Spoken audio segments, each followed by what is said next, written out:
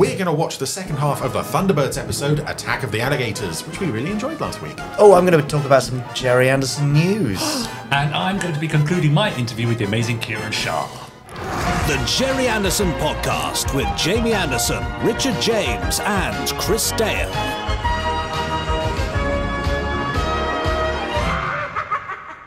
It's pod 333 of the Gerry Anderson Podcast. That won't happen again until pod 444. And I bet we said that in pod 222 that won't happen again And until pod 111? 333. 111 probably. We do like to repeat ourselves. What is that? It's like 2 years between each of those? Pretty much, yeah. Yeah. Gosh. Amazing. Wow. Anyway, well, you're welcome to the Gerry Anderson Podcast. It's where we like to hang out and just talk about all things Gerry Anderson, don't we? And we About watch. an hour. It's all right, isn't it? It's great. I mean, pod 333, and there's no sign of it, waning or losing impetus or it just losing its keeps way. going It just like a keeps going. Are we just planning to keep on going forever? I mean, Yeah. I guess so. I've got nothing else to do. oh, fine. Chris, Okay. we've got some comments on our YouTube channel that I thought you might like to read out. Oh, we have. Yeah. Okay. Dave Griffiths Yes. said, one of my favourite episodes of Stingray, A Nut from Marineville, which yeah. was on the Randomiser that week. Yes. And I like Richard's idea. Let's see a Stingray bath toy made. Well, any Stingray toy can be a bath toy. No, but I mean specifically like yeah. a squeaky, like a duck. You want a Stingray with a squeaker in it? Yeah, that's really what I want. This is getting increasingly niche. Yes. Is it? Yeah. But, what kid didn't take the Stingray into the bath with them? And the Troy and Phones had adventures with giant legs and piles of soap suds. I know I did. Fine. With my Matchbox Stingray that the figures could fit Next in. comment, Chris. Yeah. At Ryan Stephen Christopher Cairns 1319. I would Ryan just say Ryan Kearns. Kearns. Yeah. Or Ryan Kearns, if you Yeah. prefer, Yeah. said, I remember watching the episode when I saw it on DVD. That was Right. where I first saw it, oddly Yeah. enough. And Chris Dale is right about those aliens returning in Trapped in the Depths. Of course he's where right. they were working for Professor Cordo. He knows And they everything. also return in this book. He's on the cover there, you see? That's you see? Titanic and It all- Structure. That's a sequel. This is a Excellent. sequel to those episodes, you see. Very clever. It ties together, doesn't it? Yeah, it does. Yeah, I like it. And Rob Slater says, Yes. I want more Tugs and Fireman Sam on the Randomiser. Right. Okay, Rob. No. Well, yes. Thank you, Chris. I was No. going to say, well, No. Rob, No. what Never Rob again. wants, Rob No. doesn't get. No, it's not going to happen. Right. fine. Never in a million We'll leave it years. there. Ever. Shall we be rescued quick by the Gerry Anderson I'll news? certainly try my best. It's the Gerry Anderson News.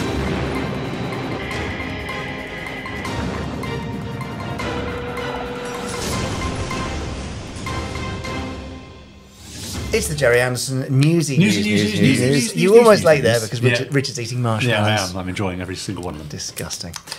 Now, your favourite person on the podcast. Ross. Yeah, Ross has been very See how busy. quick I got in there? Yeah, no hesitation there. Ross has made a very nice tribute to David Graham, Oh, yeah. which is on the Gerry Anderson YouTube channel. And in fact, I've just seen 2 comments roll in just now. It's very popular, yes. Really? It's It's very far popular. more popular than the average episode of the podcast, in fact. Ross, what's your secret? I- he's well- not paying attention to I it. think No. that's David Graham is the secret, isn't he? Let's face it. What are you doing? He's currently scribbling on a whiteboard. Anyway, no, so the latest 2. Here we go. Martin Hambleton says, God bless you, sir. And Nigel Rudyard says, R.I.P. David, loved all his voicings in the Gerry Anderson series. What a legend. What a legend. And that is the general tone on that video. So Yeah. do go along, look for a tribute to David Graham on the Gerry Anderson YouTube channel. Nice. And leave your thoughts.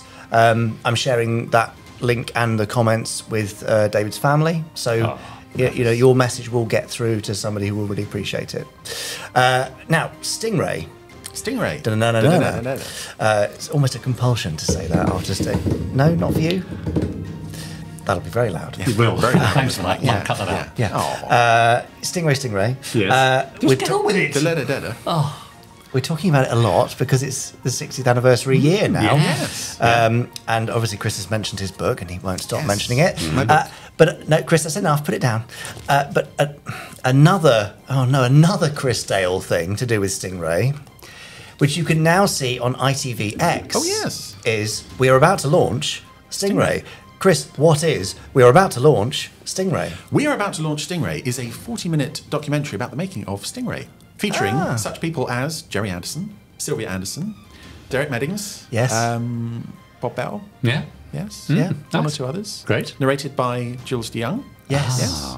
And it's all lovely and beautiful and really quite sweet. Oh, okay. And it was previously on the special edition network Blu-ray release of Stingray.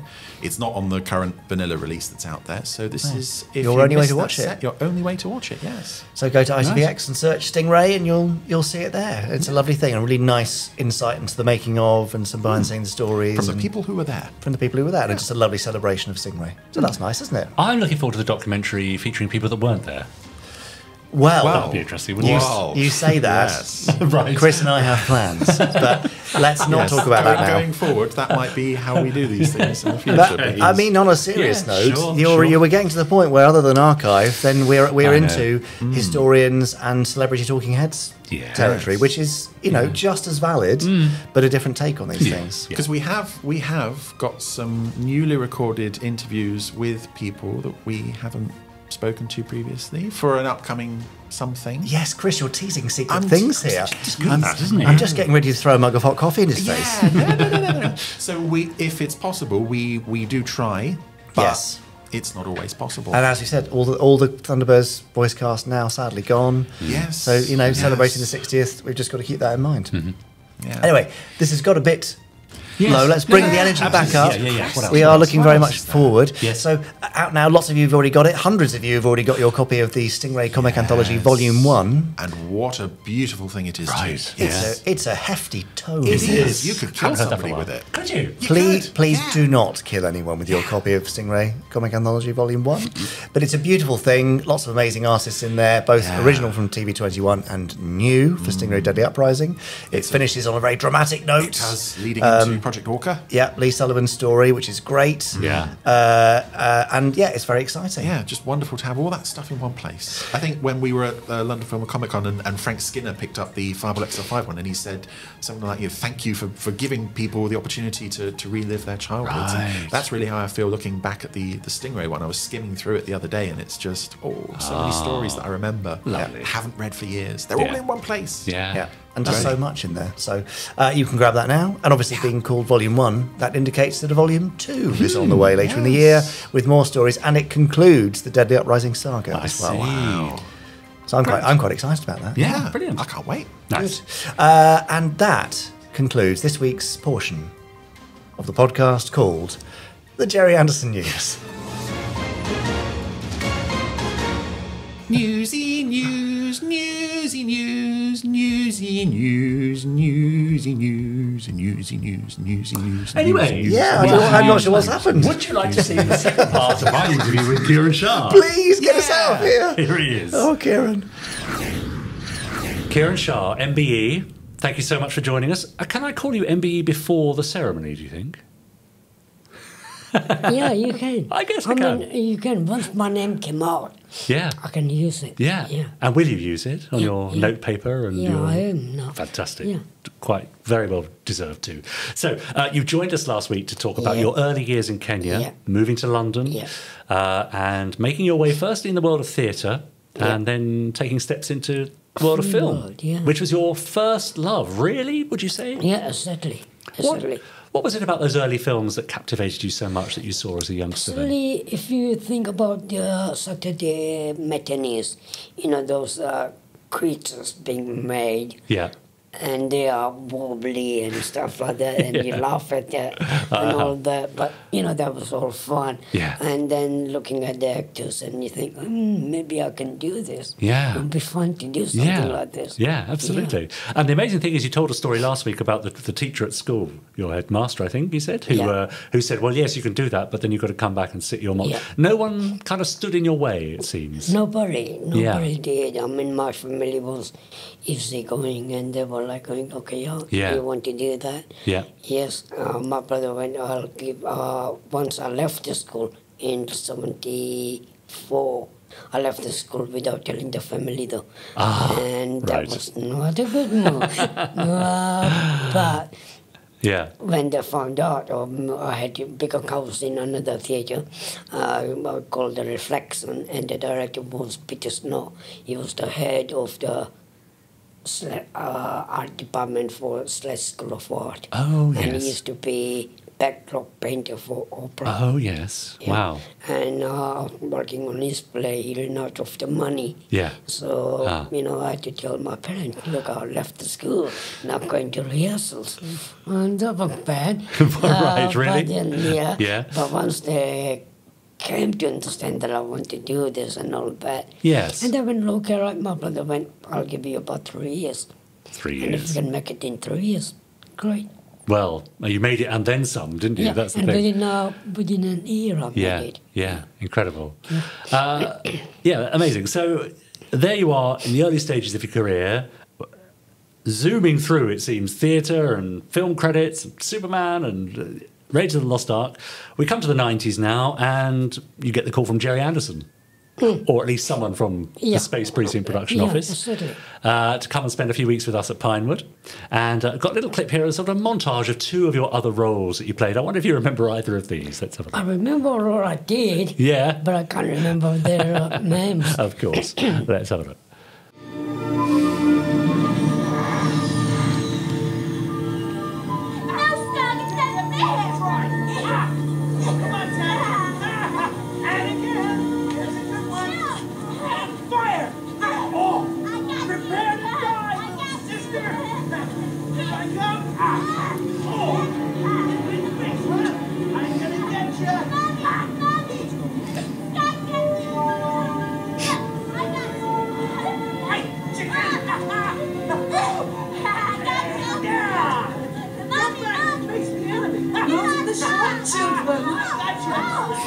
It's not fair, Mom. Life's not fair. You shouldn't be out there anyway. Tail the bag. You're bothering the customers. You're about to witness an experiment conducted under my supervision. This is Senna M, the subject of the experiment. Senna was born without the complete fingers of the right hand. The experiment involved the application of a drug we developed. We hoped it would stimulate cell regeneration. Did it work? Just watch. What a strange job we have, Kiran. Yeah, exactly. And do you remember Peter O'Farrell? Yes. He was their brother. Ah, amazing. I worked with him on Latin. Ah, right. Yeah. Incredible. So you've worked with so many names. You mentioned Jim Henson last time on The Dark Crystal, Gerry Anderson, of course, and Peter Jackson. Yeah. I'm really interested about your experience working on The Lord of the Rings. I know you played many roles, but I think you doubled for Frodo, is that right, for Elijah Wood? Well, I mean, my job was I had a meeting with Peter. Peter was asking for little people to be skill doubles because they are basically he couldn't find people like me to give them the characters. Yeah. You know, we needed about 5 minimum. Yeah. And then more later on. So he decided to go with normalized actors and then use the skill doubles. I see. There were different techniques that we went through. And when I had the meeting, he went, just what you are going to do for Frodo. And you, do you think you can get really how far you can go with his character, you know, how far can you make it look like that is Elijah and not somebody else. Now when look, doing what I've been doing, I can only promise about 50% if we can get there. At the most 70, I'll be happy. And even, okay, right, I'll be happy as well. And then we talked more and did that, and then ended up working with him. Amazing. And it was really brilliant thing to do. But what happened was, because I had a team who never done anything like that, it was difficult to train them in the time given. And what happened was, one guy did just a role, and he started throwing up all night. And I had to, next morning, I had to go to Peter and look, I can't use my team to do stunts anymore. Because if this happens, then it's not going to work. And go Barry, the producer, and Peter at the meeting. They came out and they went, okay, Kiran, meeting with you now, 5 minutes up here. Good news, bad news. Good news, you're going to do all 5 of them. Right. Wow. Bad news, you will let you study all of them. Yes. Wow. Extraordinary. Yes, true. But the extraordinary thing was that still at the team, Yeah. whoever was leading the scene in scale, I had to get into that character. Yeah. Yeah. So I was basically running the show in that way. So I guess you had to study the actors, their mannerisms and rhythms. The rhythms. Because you have to be utterly convincing, don't you? Exactly. Because then the technique we worked out between Peter and myself was talk to actor before you do anything. Yeah. Look at the monitor, what they are doing, and study really well of what you are looking at for your character. Yeah. And then go and talk to Elijah or Sean or Billy or Dominic. Ian Holmes, I worked with him on Greystock. Got a little bit of Paris walk and all that. Yeah. He wasn't there at the beginning. I knew exactly where the limp is and all that. And I did that for Ian Holmes, Bilbo.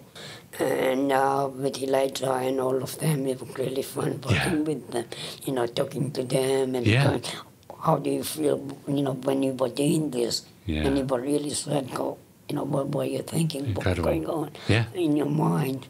So did this involve you sort of moving to New Zealand for a good chunk of the year? A year and a half, I think, a year and a half. Right. I never came back to London. Right. Then we did all three moving back to back. I see. And then for number one, I had to go back in 2001, I think, and do the pickups. Yeah. I came back within a couple of weeks. Yeah. And I go home and the phone rings straight away, or more or less straight away. And it's Barry Osborne. Next Saturday, get on a plane and you're back in New Zealand. And I had to get back to New Zealand. Oh, wow. They kept me there till, I think, August, September, something wow. like that. And how was New Zealand? Is it an interesting... It was really fun, but it was like making a movie all over again. Yes. And then that happened for all three movies. Yeah. So 4 years of my life. God. Basically there. Incredible. Yeah, amazing. Now, just like last week, we have some questions from our viewers and listeners. So let's take the last of these out of the lunchbox. Right. Same lunchbox. That's right. Okay, so we've got Ben Page here who says, Ben, we know, of course, you're one of a handful of performers who worked on both Gerry Anderson and Jim Henson productions. Did you get to see any differences between the two puppet producers in how they ran their business? Yeah, the difference is Jim Henson is more with the hand puppets. Yes. Right. Gerry Anderson is more with the string puppets. Puppets and all that. So the difference is that the people for Gerry, the people are at the top and working that. Yeah. With Jim, it's like he's physically doing that. Yes. Right. That's right. That would go major difference to begin with. To work with Gerry, I wasn't really copying any. I was not double for anybody. I was playing my own character. That's right. On Dark Crystal with Jim and Frank Oz, I was doubling their puppets. I see. To make them walk in the white suit, so you can see the whole body and legs and everything. And in the mid-suit as well. Quite a lot of mid-suit as well. I ended up doing that. That meant I had to study again the way the puppet is going to be. Right, of course. And go into that. And interesting. With stakes for Frank, playing a tambourine for him. Yeah. And we spoke about how the stakes are going to move. And the first question came from Jim. When I first had the interview with him, and there was a skull of Walter looking like skull of fiberglass, right? Now they made it, and it was on the table, and they went, what do you think of that? Yeah. What, was imagining in your mind? And I went, Walter. And you go, okay, how will that move? And I started moving like a vulture Okay. on the ground. Yeah. They hop, they don't walk. Aha, yes, yes. Yeah. Sure, that's right. The vulture, they hop. They Yes. don't- And I've seen the documentaries go out. That kept me mad in my isn't it? mind, and I started hopping and Wow. started doing that. And they went, okay, cut the hop. We don't want that. Yeah. Just get this moment. I see, yeah. And then when we are on the same page now, Yeah. completely, and we started doing that. Yeah. And then I think they realized that this little guy can do quite a lot of characters. Yeah. And it will be very useful if we can keep him with us quite a Absolutely, lot. yeah. I ended up doing a lot of stuff with Jim Henson in that. Amazing. It seems like you use your imagination a lot as an actor. You know, you said that you'd seen documentaries of vultures and you kind of were able to pull that out and use that in this moment. Yeah. So do you spend a lot of your time observing and looking at creatures? My advice to anybody who wants to be an actor, you want straight actor. You don't have to be creatures or anything. My advice is people watch all the time. Right. Don't pick up a paper in the underground Yeah. and read. Just look around you and Yeah. what's happening, what people doing. Yeah. And you can pick up characters from Yeah. that, right? Yeah. But at the same time, I mean, you've been to drama school. Yeah. Many years Did ago, you- yes. Yeah, many years ago. And did you learn about animal work? Yes, we spent a day at the zoo and all that. Yeah, yes, that's but right. how long did you study that? We probably had one term on it, and it wasn't a full time. A day a week for a term, I would say. Right. Okay. Yeah. So what happens is with me is that you have to study animals. Yeah. And the best guy I found to work with was Peter Elliott. Peter Elliott, the famous Peter Elliott. Famous Peter Elliott. Yeah. And when I worked with him in Greystoke, and we drilled together really well. yeah. And he taught me a lot. Yeah. With Stomoya Master, going back to, my first thing. Yeah. And even watch documentary, basically animal documentaries. Yeah. Watch them, learn, Yeah. see how they move, how Yeah. lion moves, whatever. Yeah. Any animal, and study that. Yeah. And you can use that in your mask. Yes. Amazing. Great. We have a question here from Jake F. Grave, who says, "Hi, Kiran. Is it true that you portrayed the droid having its feet burned in Return of the Jedi? There's some sources that say it was you, but some other sources say it was actress Carol Reed. Are you able to clarify?" It was me. It was you, It was definitively. me, yeah. What's the name? EJ something 6 or something Right, like yeah. that. Yeah. Ah. And yeah, I did that. Great. I was in that donk droid, I think they call it. Yeah.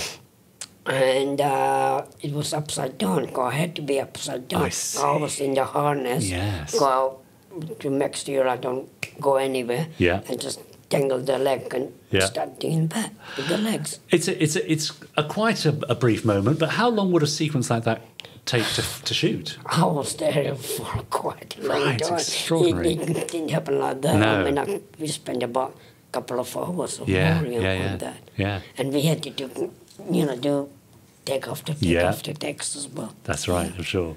Nikki Cousins says, "You're in the best film of all time, Raiders of the Lost Ark.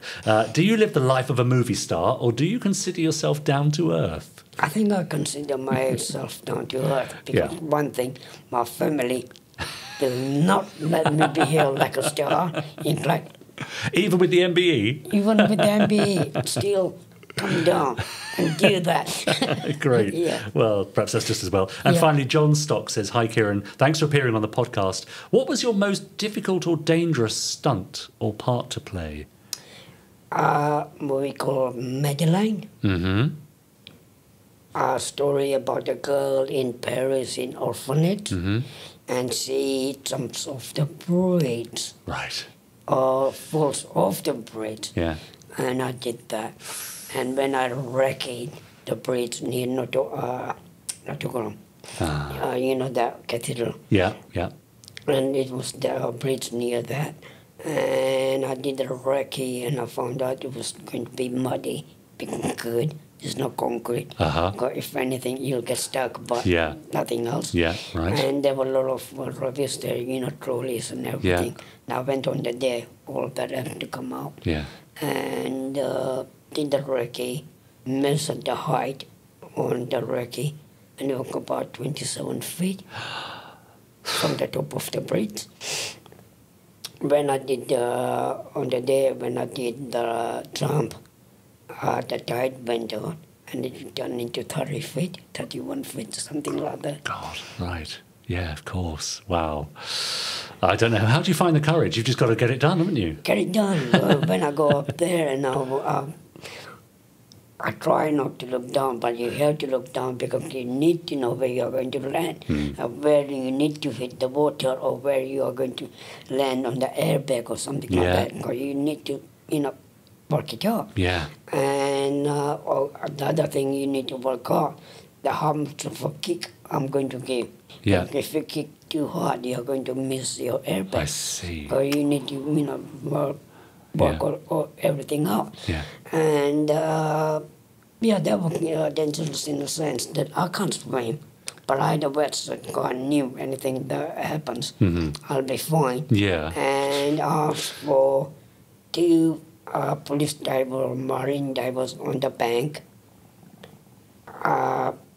spotting me. Yeah. One on the board of the camera, spotting me. He's the lead one. Yeah. He's talking to all of them, and 2 under the water. Right. Because if I go unconscious or anything in the water, they'd come and pull me up. Terrifying. Straight away, Terrifying. Because that was first time I had to do the recce. Yeah. And then the stunt coordinator, French stunt coordinator went, Kiran, you've done well. Yeah. You know exactly what you were doing with that. Yeah. Amazing. Incredible. We've got a little clip of a stunt here from, I think, the Muppet Caper. I think this is you on a bike as Miss Piggy. Let's have a look at this, and perhaps you can see if you can talk us through this afterwards. Hey! Hey, you! Hey!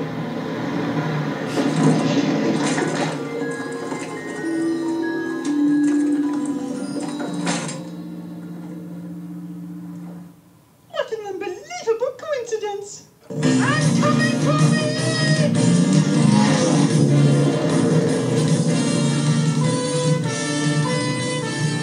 You want excitement?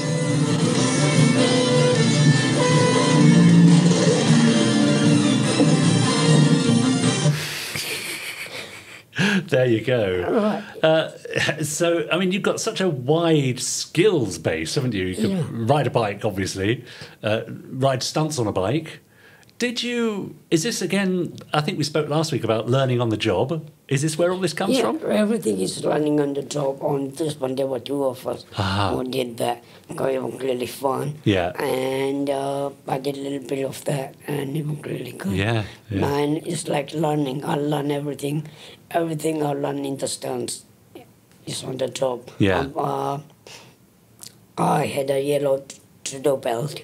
On Korea to the world. When I was in the school, I knew about my break falls and all that. I knew that. See. And once Bob Anderson, who spotted me on my first movie, Candle Soup. Oh, yeah. Yep. And he came round to me and went, you look like the girl. With your wig and a frog from the back. Yeah. Would you like to do the stunts? And I went, okay. And Brilliant. from there, it was that. And stunt people were willing to teach me. Yeah. People like Greg Paul, Denny Paul, Paul Weston, Vic Armstrong. Incredible. A lot of them really taught me a lot of stuff. Have you ever said no to a stunt? Have you ever said no? That's too much. Now I am. Yeah. For what, last 5 years, 6 years. Yeah. It's like going, I don't want to get hurt anymore. Been there and done that. Yeah, Exactly. Yeah. Well, just before we say goodbye, I'd like to take a look at something you have coming out, I think, next year. Hopefully. And then we'll have a brief chat about that. This is called States of Mind. Let's have a look. I can't believe you talked me into doing this whole psychic survivor thing. Hey, you're a meditation junkie. I just need the cash. Hi. We're gonna... You're gonna die here. I'm sorry. I've always wanted to say that. I'm glad you are all here fighting it out.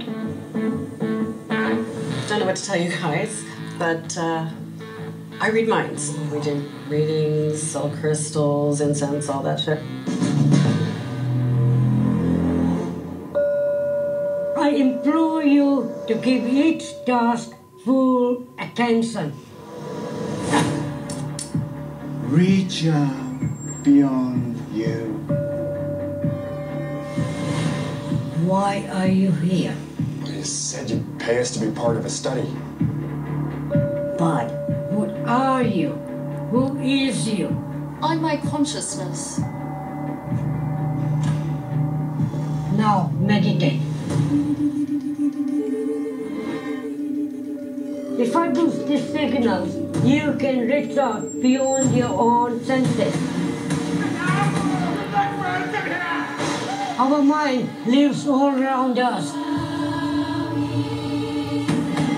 You boosted our signal. But there are entities in this place. You must all stay within the circle, or you'll be vulnerable. That's as much as I dare show of that trailer. Right. But what a lovely part for you, Kiran. It was. I mean, it has been really good to work with Becker. Yeah. He wrote the script for me, I think, Me in the Mind, and I get the script from him. Amazing. And I said, yes, I want to do this. Yeah, I'm sure. An interesting experience. Was it a relief not to be in a mask or a suit of some sort and to be yourself? Yeah. Or was it difficult? No, it was good. Yeah. But then you're going to see a lot of things. Yeah. Great. Okay, well, we'll leave that there. That's something to look forward to next year. In the meantime, Kiran Shah, it's been so nice to have you on the podcast. Really appreciate you joining us. It's been my pleasure to be here. Thank you. See you again. Bye for now. Thank you. Bye. Thank you so much to Kiran Shah, MBE, for sharing his, life, career, and everything, and times with us. Yeah, amazing. And of course, he was the last in our recent run of Space Precinct anniversary guests. Yes. As well. Yes. We've had a nice run there. We've had an amazing collection. So we're going to have to wait till the 40th before I ask anyone else. No. Before I get Lou Hirsch. We could do it every year. Yeah. If you like. Lou Hirsch. Natalie Rolls would come back every year. Yes, I know. Yes, that's true. Yeah. Lou Hirsch, yes. I was in contact with his agent recently. How did that go? It was brief. Brief and negative, I imagine. Yes. Talking of things brief and negative, would you like to hear from the very inverse of that? People who are quite verbose and positive. Nice. I call them the Podsterons, and they've been emailing us at podcast@gerryanderson.com. Best place to email. Let's hear what they have to say. Please. This is the voice of the Podsterons. Yes, it's the voice of the Podsterons. Yes, it is. Don't take you by surprise. Sorry, yes, I was reminiscing about something. It's nice, isn't it?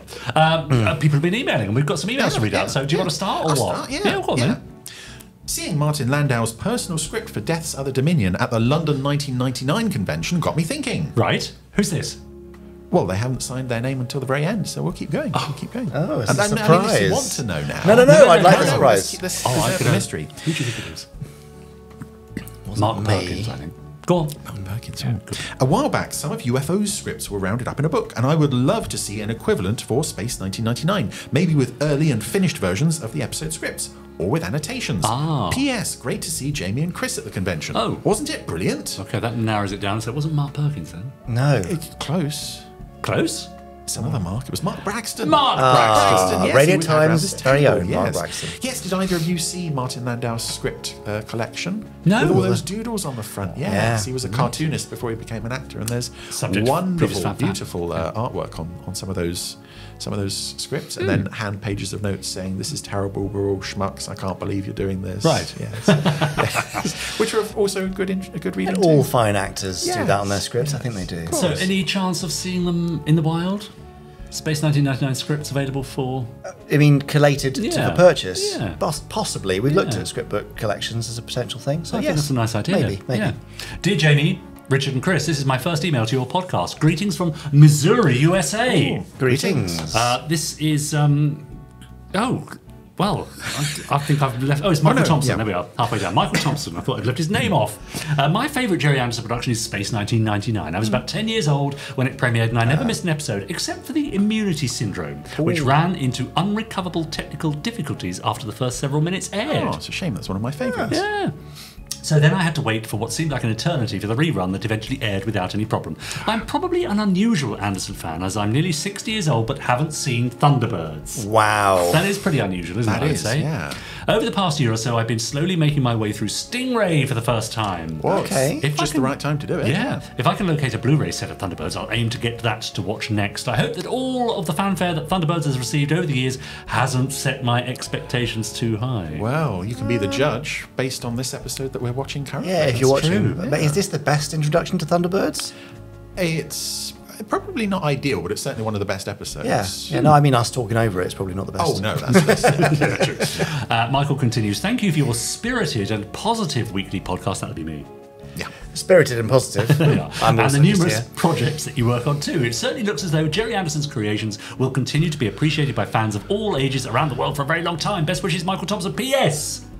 I find the Moonbase Alpha Technical Operations Manual to be a very worthy successor to the Moonbase Alpha Technical Notebook. And here are some ideas for future merchandise, which you were asking for a couple of weeks back. Listening. So, a car window cling that says, I'm a Podsteron. Okay. Perhaps with a QR code for the Gerry Anderson website. Oh, nice. Good marketing expense there. Yeah. Space 1999 Turvis tumblers with artwork or photos of Eagles, Moonbase Alpha, stitched uniform patches, cast photos and monster photos. Okay. Moonbase Alpha furnishings, replicas of any Moonbase Alpha decor, such as the unusual yellow coffee mugs and unusually shaped storage containers. Yeah, those lamps on the desks. Sorella lamps, main mission, yeah. And finally, a Moonbase Alpha app for iOS. This could include some of the Moonbase Alpha default screens, various control panels with the same look as the ones in Main Mission, Command Center, and the Eagles and first-person views exploring Moonbase Alpha. Okay. I like that. It's like a Comlock nice, app. yeah. Oh, I like that. Be fun. Make that happen. Or just virtual Moonbase Alpha where you can The run apps around are really and cheap. do things. Yeah. It costs a £5. Oh dear. Look, here's a really long one for you, Jamie, because I know that's the way you like it. Thank you very much. There you Wow. Clive. Clive says, good evening, Commander Ed Straker. Right. Is it me? Is it you? Dr. Victor Bergman, that's obviously you. Doctor. And Mar Tuttle. Who? Mar Tuttle and Oh, her Mar Tuttle. explosive beams. Yeah. Go on, you decide. That's Well, we've already... Throw your beams. There you There you go, told you Yeah. it was. Yeah, I knew it. I wanted to update you on my continuing trek through the Anderverse. Oh, do, yes. Okay. I first emailed about revisiting Thunderbirds and Captain Scarlet with my daughter back when this podcast was in single digits. Was there ever That such was a time? 40 and whatever year ago. 2017, wasn't it? Yeah. Lastly, I told you of my bemusement and deep joy at discovering the Secret Service. What could I possibly watch next? Well, I'll tell you. Did you, Auntie? No, because I wouldn't be reading it if so. Only blooming UFO. Oh, Chronological. Yeah. I will confess that I had to take 2 attempts at the first episode purely because of the tonal and dramatic shift of what Anderson I was used to. That makes sense. fair enough. However, it is now my favourite Anderson show. The opening music is fantastic and the cast are perfect. Oh, that's nice, isn't it? Yeah. It's pure escapist's joy into a parallel 1980 with very 70s attitudes and fashion. True. Yep. Yeah. The cars, the sets, the model work, and the costumes help make this a fully immersive experience, and it is utterly captivating. Well, this is a great review of UFO, isn't it? Right, yeah. It would also be remiss of me not to mention that Gabrielle Drake is the highlight of any episode she's in. I can't imagine why you say that, with a spark that just leaps off the screen. Yeah. Well, yes, clearly talking about her performance. Yes. There's no other No. connotation there. No. I have now proceeded to Space 1999. And wow, that's an even darker show. Certainly more sort of philosophical for now. and Yeah. lonely and isolated, isn't it? Yeah. Again, the model work is fantastic. I want an eagle, in brackets. Shop.jerryanderson.com. There we go, great plug, thank you, Chris. And the music is totally absorbing. I can see why people say Death's Other Dominion and Dragon's Domain are 2 of the best episodes, as I can still visualise the pivotal moments in my mind's eye. However, my favourite episode has to be Earthbound, partly for the performance of the legendary Christopher Lee, but mostly because the odious and self-serving Commander Simmons dies in a manner he totally deserves. Wow. All right, Clive. Well Clever now. done. Not a Simmons fan then. Fair enough. Yeah. The second series is, although very different, still eminently watchable. True. That's Eminently watchable. I would love a review of the podcast that said that, to be honest. Yeah. However, sometimes It seems like a cheese-fueled fever dream of the first series, with an opening sequence inspired by a box of ricicles. Good, okay. Is there any in-universe explanation of why so much change between with the base and the crew between the two series? Interesting. Chris Dale has your answer in a YouTube video. In a YouTube video called The Metamorphosis of Space 1999. Yes, but that's not an in-universe explanation. No, but it gives you some story. But they never broached the fact that things look a bit different. No, it was mentioned in the script for the first episode that Victor Bergman had died, and they dropped that. And so there's no link between the two. But nothing in years. But a broader explanation does exist. Video. Yeah, exactly. Anyway, in summary, UFO and Space 1999 are well worth watching and are stone cold Anderson classics. FAB, SIG, and deep joy from Clive Lewis. Thank you, Clive. Oh, that's absolutely right. Interesting how he's making his way through the whole lot, isn't it? Yeah, what's next? It does take a darker turn, doesn't it, the Anderson universe? The Protectors. The Protectors and the Investigator. Speaking of darker turn. Yes, right. Yeah. Well, let us know how you get on. Also, other Podsterons, have you decided to do a watch-along of the whole of the Anderson genre? If so, how far have you got? Where are you up to? Let us know how you're doing and what have been your favourites so far. And least favourites. Yeah, sure. Interesting. Have you abandoned any? Yes. Really? Interesting. Which one do you think they might have abandoned? I'm going to say it's likely to be the Protectors, Terrorhawks, and Space Precinct. I think those are the ones that people would find hardest to stick with. Protectors for sure. I think once you're into Terrorhawks, you're in. Yeah. Protectors is quite variable. Protectors is quite variable. Actually, no, I'd say Protectors is fairly consistent. Oh, really? It sort of it doesn't really have to find itself the way those other two do. Interesting. Let us know. Yeah, great. Email. In the meantime, yes, exactly. podcast@gerryanderson.com. In the meantime, last week Kiran Shah pressed the big red button for the randomiser to choose The Attack of the Alligators. He a blooming classic did. Thunderbirds story. We watched part 1 last week. Should we settle down and watch part 2? I think we should. Specs on. Coffee down. Specs on. Last time on the randomiser. Giant alligators? And now the conclusion. I think that says it all, really, doesn't it? Up nicely. Beautifully done. Beautifully done. So, does anyone need a recap on where we were? Giant alligators. Yeah.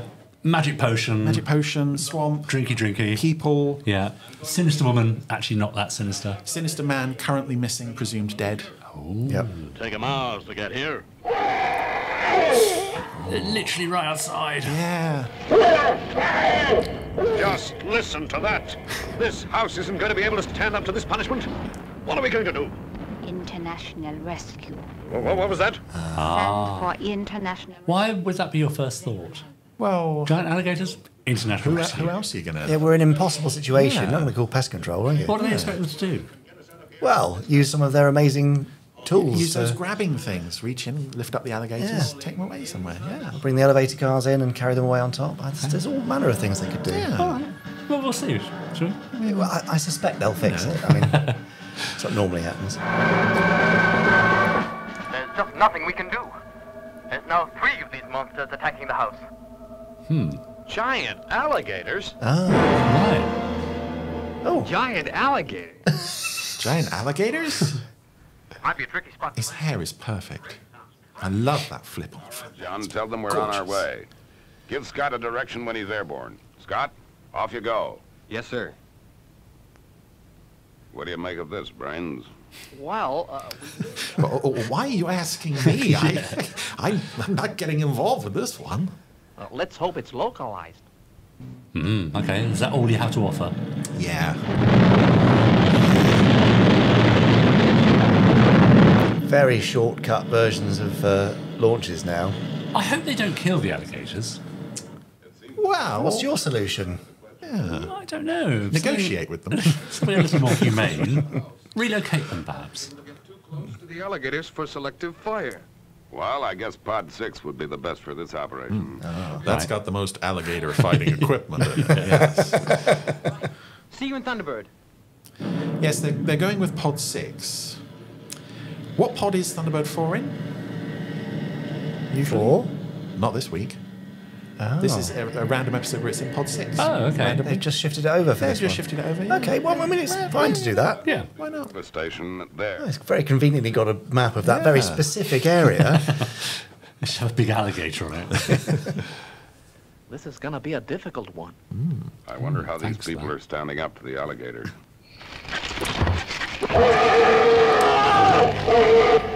That's so good. Well, I sort of want to see dust coming down already from the ceiling, but I'm sure that will come later. Yeah. Where are they? International rescue are on their way, so relax, Doctor. Relax. With 3 giant alligators. I am relaxed. You should see me when I'm tense. Oh no! Oh. Ah, there we are. Orchard! Oh, yeah, that noise. It's great. What is that? That's a person, isn't it? They got Making very the noise. quick. Treated, yeah. I know. Because a while ago I was trying to do an effect for something and recorded a cockerel crowing and then slowed it down, and it's not dissimilar from that, actually. Yes. No rescue. Yeah, they got there very fast this week. Father, I've arrived at the distress area. The distress area. Distress area, Not the danger yes. zone.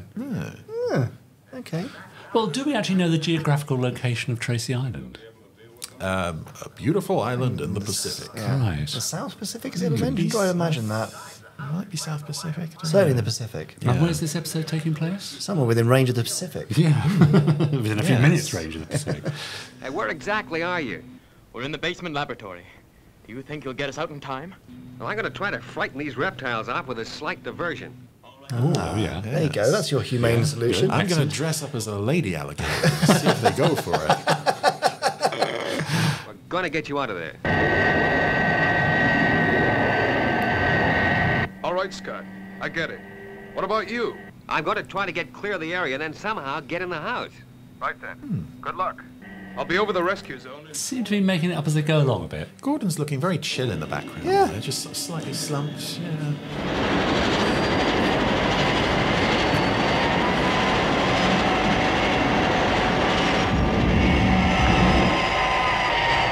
Lovely. Nice. Yeah. Lovely sound effects. Oh. What do they did to tempt the crocs to get up there? They put some fish, dead fish and something inside. Yeah. I would have to imagine there was like multiple hours of unusable footage from this shoot. Yeah.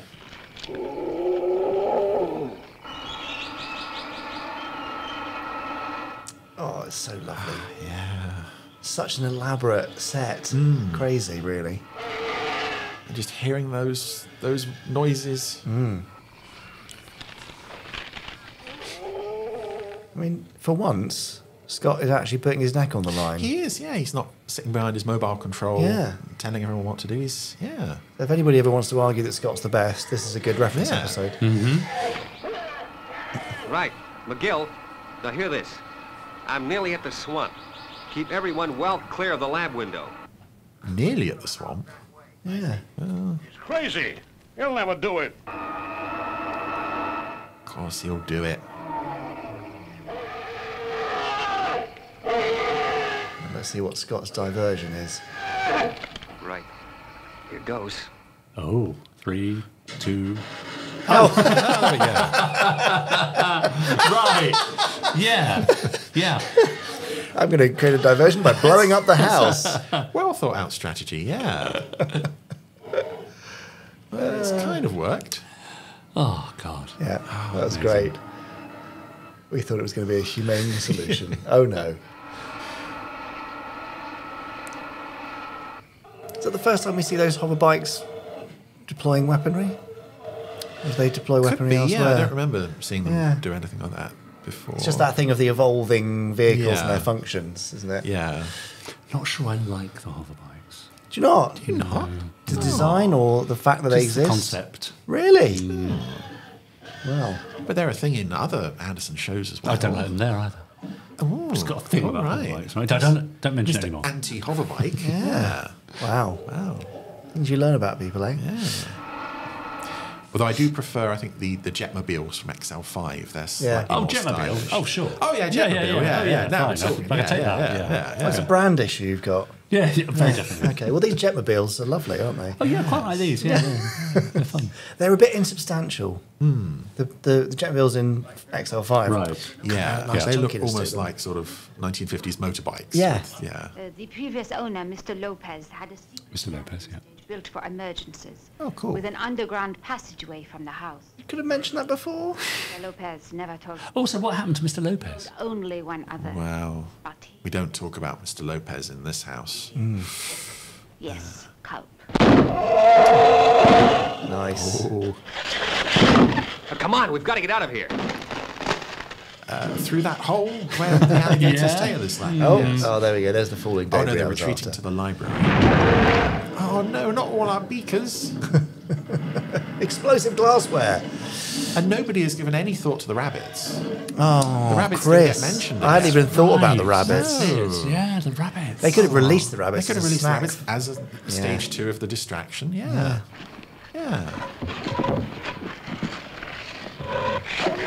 Nice. Oh, God, yeah. This is great. Yeah. Oh no, they've into the breached the model. perimeter. No. They found the room with the rabbits in.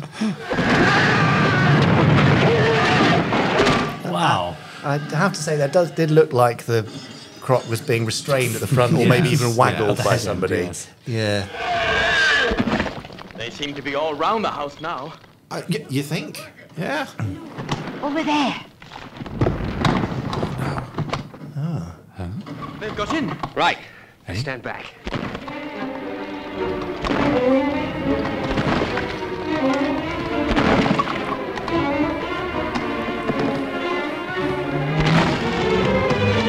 Scott looking particularly rugged there with the slightly messy hair, and a bit dishevelled. Oh. Oh. So, the alligators didn't get you after all. A brilliant deduction. No, I used Lopez's secret waterway. He is insolent, isn't he? You're gonna do things my way. He's got very dusty hair. There's even more unpleasantness with Dr. Orchard's remarkable discovery. Oh, sounds like an advert.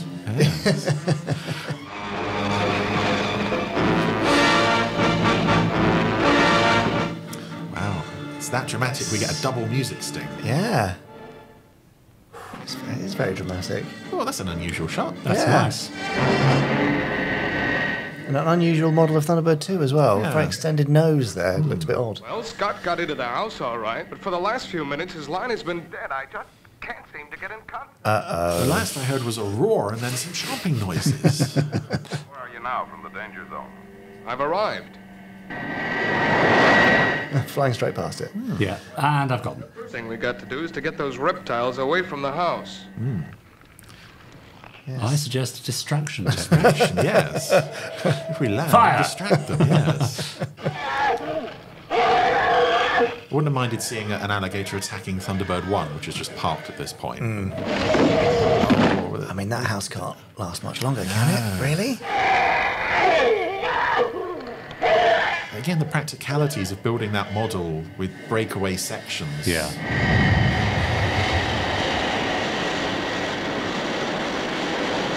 I think that would scare the crocs away. I mean, the alligators, sorry. Landing immediately next to the house. Oh, maybe it will.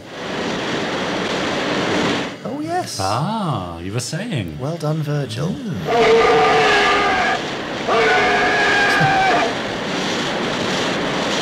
House looking quite pristine there, though. Yeah. Good. It seems to be working. We'd better stand by with the tranquilizer guns. Ah, that's what's in pod 6. Yes. The tranquilizer pod. Yes. You never know when you might need to take down a herd of buffalo or alligators. Yeah. Back to the river.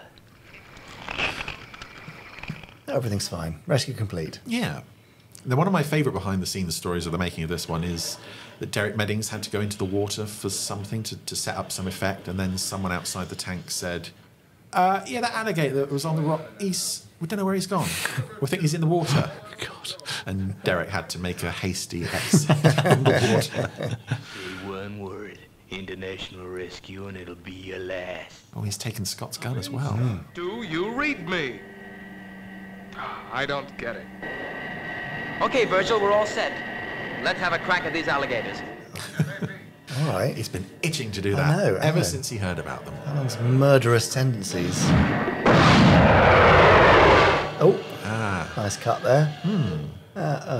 Very dramatic. Not death, but... Oh, they didn't even fire. That one just came out in sympathy. Let's go back and see how they look. Well, they look like giant, unconscious alligators. Why? Oh. Do you think they're all right? I don't think we think about it too much. No. They could just be enjoying a nice doze. Yeah, exactly. Yeah. They're trained professional actors. Yeah, exactly. Yes. Don't question their methods. Yes. Oh, he's got his arm around Mrs. Files now. Oh. Unexpected romance of the episode.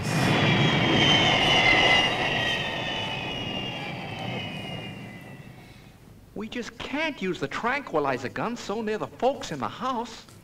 Really? Why not? They're inside. No, Alan, you wouldn't stand a chance. They're both fairly good shots. Yeah. Useless against that baby. We've got to do something. Alan, come back. Oh, well, I tried. I think this is the reason you had that thing in the first half of Alan going up to... Being the daredevil. And it shows him being reckless and such, Gotcha. yeah. But we kind of already knew that he was, so it didn't really need to be. Look, Cull. They've knocked over the bookcase. We've got to put them all back in alphabetical order. Well, just let me use the ray gun. Maybe I could cripple the reptile. One move and you're dead. Yeah. Nice.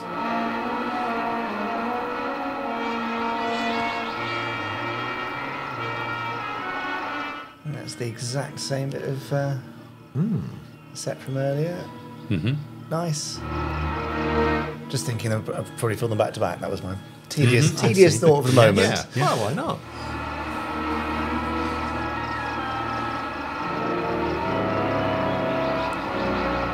Is that a towel on the jetty there? He should just take it and mop his... Yeah. Put it back.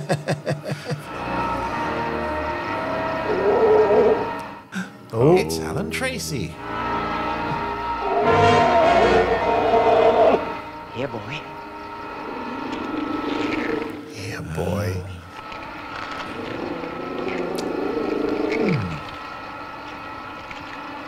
Didn't realise that Alan was an expert in the gender of giant alligators. Yes.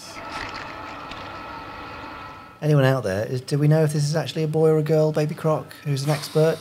Please do email us, podcast@jerryanderson.com. Yes. There'll be ways.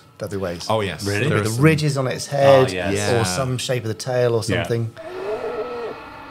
Come on. Come on. They do look beautifully threatening.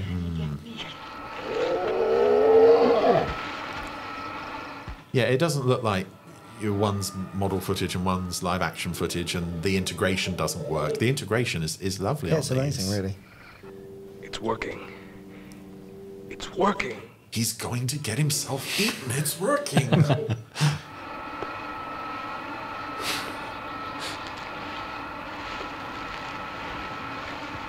Right, so he's drawn away from the house. One alligator. We don't really know how many there are to begin with. But No, but they talked about the three right around the house, so it would seem to be the three. This better be the last one. oh, yeah. I'm finding it a little slow. A little slow. You think, Oh, Ah. now we have jeopardy. better. Yeah, see? Oh. That's good. And the alligator speeds up. Oh no! Oh, the shadow. Hang on. Get it, Gordon. Oh, they got me. I like that we couldn't use the guns too near the people in the house, but Next to Alan. is fine. Yeah. The acceptable losses. I'm gonna be first on the market with this little potion. You radio your butters in that craft over there and tell them I'm coming out now. Well, okay. How many more of these monsters there are out there? Look at me more. If you don't do as I say, I think he might come to a sticky end. He certainly earned it, hasn't he? Oh, yeah. You gotta make one move to stop me, and I pour this little cocktail into the river. Wow. Sort of already done his worst with that, hasn't he? So. Calling Thunderbird 2. Calling Scott. Oh, at last. What's up? Now listen, Verge. There's a guy here pointing a gun at us. He wants you to give him a clear passage from the house. Yes? Yeah. Well, he threatens to put some more of Dr. Orchard's drug into the swamp if you try to stop him. And you know what that means. Bigger alligators. Yeah.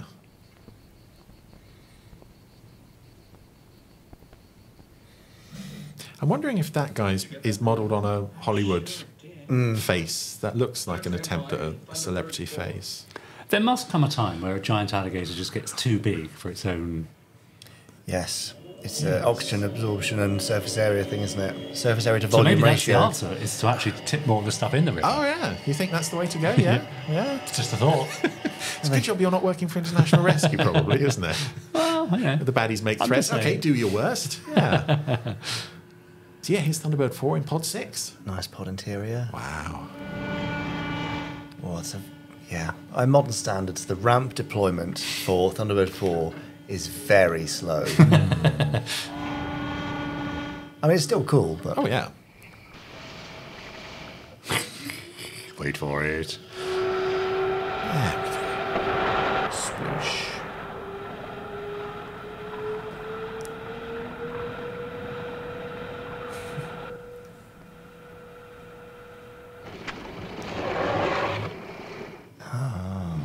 Something's afoot. Something is afoot. Something nefarious.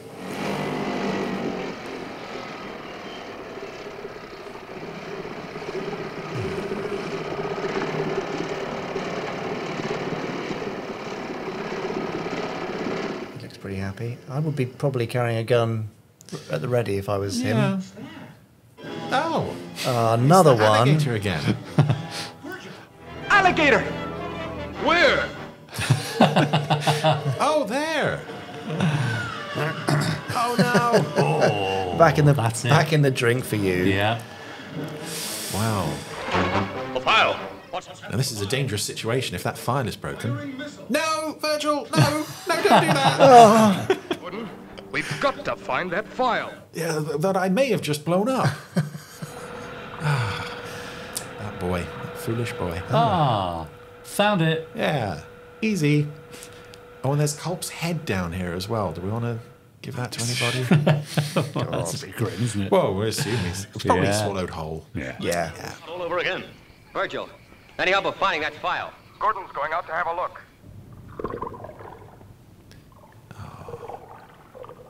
It's quite brave, given the circumstances. Yeah. He just gets on with it. Also, is Alan all right? Alan was just sort Does of... anyone care? He's just lying there unconscious with a head injury. Yeah, Wow. true. We've all moved on, I think. Yeah. It's his own silly fault. Yeah, absolutely. Risk takers get what risk takers deserve. Yes. Any signs of it, Gordon?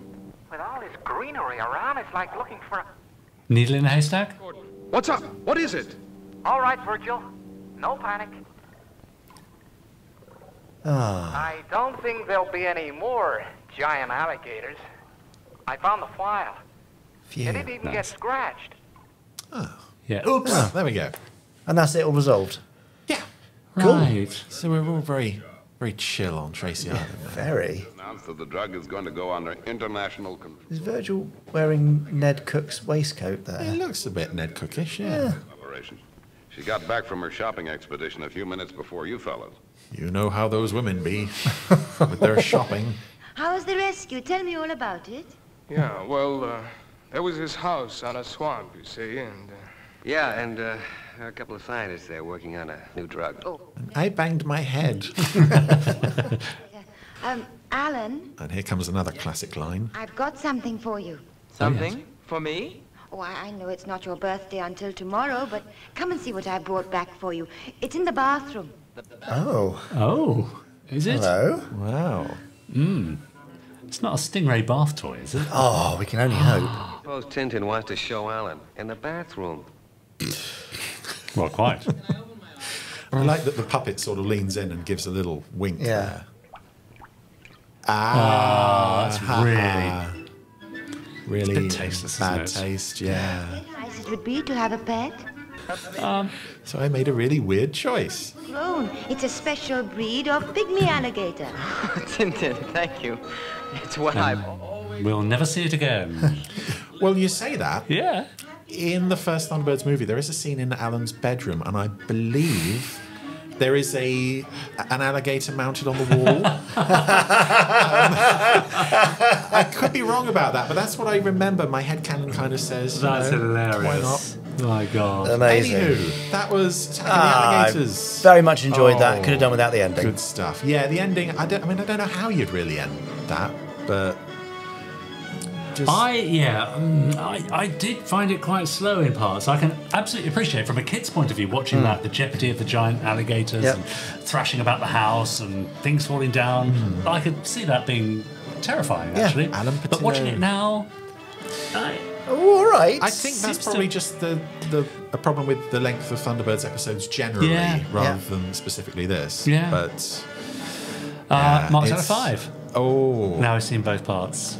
Well, I'm gonna say it's not one of my favourites, but based purely on the production quality and the atmosphere and the technical prowess of everything, I'm going a solid 4. Solid 4. Well, I'm going 3. 3? Yeah. I know. What do you want? I know. You impossible man. You monster. It just needs all to be tightened up a bit. Jamie? I'm giving it 4 as well. I thought it was great. Okay. I love Attack of the Alligators, and you're wrong. Great stuff. What else is new? Well, so that's 11 out of 15. 11 out of 15, yeah. Seems really low, doesn't it? Was that my fault? Yes, that is your fault. Yes. Giving it the 3. Yes. I'm sure there are more exciting episodes of Thunderbirds. Am I right or am I wrong? Not many. Up there. Not I mean, many. Is it? It is, yeah. Hawks. Wow. Well, Podsterons, what do you think? I'm sure you're commenting below, as many people do with their scores, but what do you think of Attack of the Alligators? 3, like me, or a 4 for like Jamie and Chris? Someone will say 5. Absolutely, yeah. Or even 6. Yes. And someone will say 1 because they don't like Thunderbirds or alligators. Fair enough. Yeah, great. As we always say, there's plenty more alligators in the swamp. Exactly. Perfect. Right, well, we'll see you next week for more shenanigans. Another interview. I think I've got Nigel Parkinson sitting in the interview chair. Be no artist, but has also drawn the likes of Stingray and Thunderbirds. He has indeed. All the 90s stuff. Yeah, we'll have more from the Randomiser, more from the Podsterons, and some more Gerry Anderson news, no doubt. Marvellous. Right, see you then. Ta-ta. Cheers. 5, 4, 3, 2, 1. Let's get started.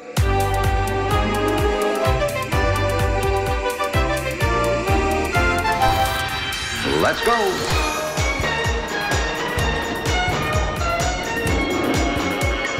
Spectrum is green.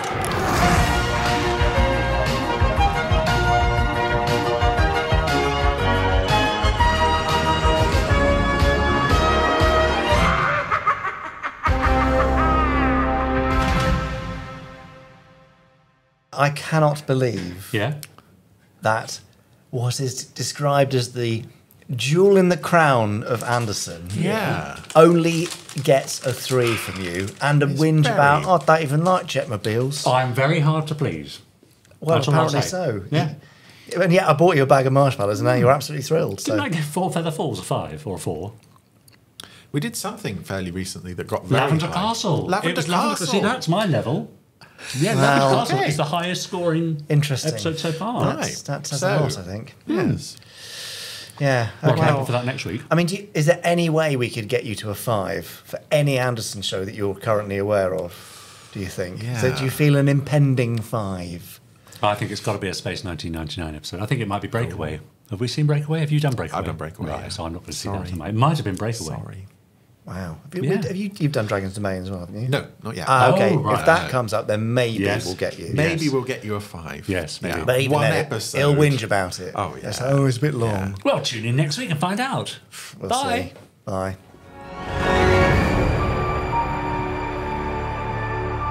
That was an Anderson Entertainment production.